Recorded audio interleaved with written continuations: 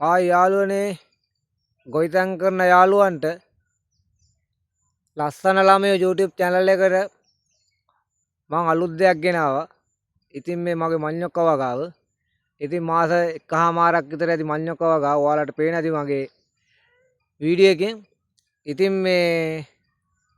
මම මේ වීඩියෝ එක දැම්මේ ලස්සන ළමයෝ YouTube channel එකේ ඔයාලට අත්දැකීමක් ගන්න. ඉතින් මේ මාස එකහමාරක් වයස ඇති මඤ්ඤොක්කා ඉතින් දඬු පැල කරලා තියෙන්නේ.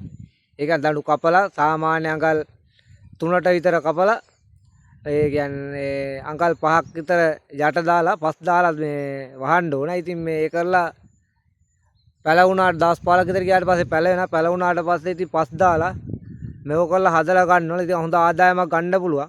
අද වෙළඳ පොලේ මඤ්ඤොක්කා කිලෝ එක රුපියල් 120ක් විතර යනවා. ඉතින් ලස්සන ළමයකින් ගෙනාවේ ඔයාලට දෙයක් ඉගෙන ගන්න. ඉතින් අපි මේ ගොවිතැන් කරමු.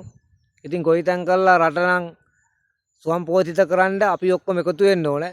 ඉතින් මගේ යාළුවන්ට කියන්නේ ඔයාලා නිකන් නිකරුණේ තියෙන ඉඩම් වල මඤ්ඤොක්ක දණ්ඩක් එහෙම හදන්න ඔයාලට වැඩි ආදායමක් ගන්න පුළුවන්. ඉතින් එහෙනම් මගේ යාළුවනේ YouTube channel එක මගේ subscribe කරන්න යන්න. ලස්සන ළමයෝ එහෙනම් මතක තියාගන්න. එහෙනම් මම ගියා. ඔයාලට ජයම වෙන්න ඕනේ.